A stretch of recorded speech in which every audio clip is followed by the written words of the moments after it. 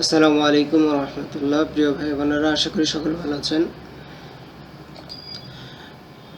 গত পর্বে আমরা হোম মেনু থেকে যে সাব মেনুগুলো আছে এখান থেকে আমরা নাম্বার অপশনে ছিলাম বা নাম্বার সাব মেনুতে ছিলাম। এখান থেকে আমরা কিছু ফরম্যাট দেখেছিলাম, যেমন general format, number, currency, accounting, তারপর পার্সেন্টেজ, টেক্সট, এই ফর্মগুলো দেখেছিলাম। তো আজকে আমরা দেখব short date, long date, time এবং ফ্র্যাকশন, এই ফাংশনগুলো কিভাবে কাজ করে। তো চলুন আমরা আমাদের মূল কাজে চলে যাই। তো প্রথমে আমরা দেখব ডেট ফরম্যাটটা। ডেটের দুটো ফরম্যাট আছে, লং ডেট, শর্ট ডেট। তো আমি এখানে ডেট ফরম্যাট, যদি এখানে ডেট কল করি টুডে,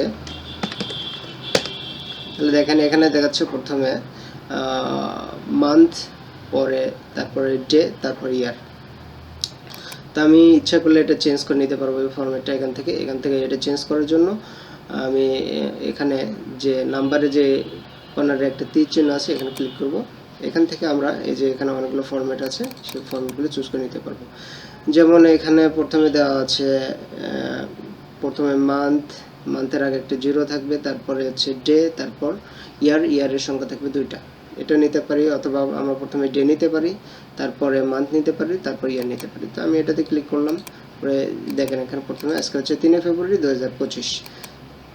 এটা হচ্ছে শর্ট ডেট। সেম ডেটটাকে যদি আমরা লং ডেটে কনভার্ট করি, এটা যদি আমরা লং ডেটে নিই, এটা শর্ট ডেটে আছে, আমরা যদি এটা লং ডেটে নিই তাহলে কি দেখা যাবে? এখানে দেখা যাবে যে আমাদের যে ডে, সেই ডের নাম চলে আসছে এবং মান্থের নাম চলে আসছে, প্লাস সঙ্গে আজকে এই মাসের কত তারিখ সেটা শো করতেছে এবং ইয়ারটা শো করতেছে। তো আপনারা চাইলে দুইটার যে কোনো একটা ইউজ করতে পারেন, সমস্যা নেই। আপনারা এভাবে ফরম্যাট করে নিতে পারবেন। এখান থেকে আরও কিছু ফরম্যাট আছে, আপনারা এগুলো দেখে নিন। আমি দেখাই দিলাম। মূলত এর সাথে আমরা টাইমও অ্যাটাচ করে দিতে পারবো। তো টাইম যেহেতু একটা টাইম ফাংশন ফরম্যাট আলাদা আছে, এটা আলাদা করে দেখাবো, সুতরাং এটা আমি এখানে দেখাচ্ছি না। এরপর আমরা টাইম ফরম্যাটে যাই। এই যে এখানে টাইম আমরা যদি এখন লিখি যে 8:25, দেখেন এটা এইভাবে শো করতেছে। এখন 8:25, এটা কি সকাল 8টা না রাত 8টা এটা বোঝা যাচ্ছে না। কিন্তু এটা যদি আমি টাইম ফরম্যাটের মধ্যে নেই, বা এটা এখন কাস্টমসে আছে, এটা যদি আমি টাইম ফরম্যাটে সিলেক্ট করে দিই, তাহলে আমি এখানে এটা বুঝতে পারবো এটা সকাল 8:25 না রাত 8:25। এটা করার জন্য আমি এখানে টাইম ফরম্যাটে এটা ক্লিক করলাম। দেখেন এখানে দেখা যাচ্ছে 8:25 AM। সেমভাবে এখানে যদি আমি লিখি 20:30, তো এখানে 20:30 শো করতেছে। এখানে এম বা পিএম বা টাইমের যে ফরম্যাট, সে ফরম্যাট অনুপাতে দেখাচ্ছে না। এটা যদি আমি টাইম ফরম্যাটে নেই, তাহলে এটা সুন্দরভাবে আমি বুঝতে পারবো যে এখন রাত 8:30, অর্থাৎ 8:30 PM।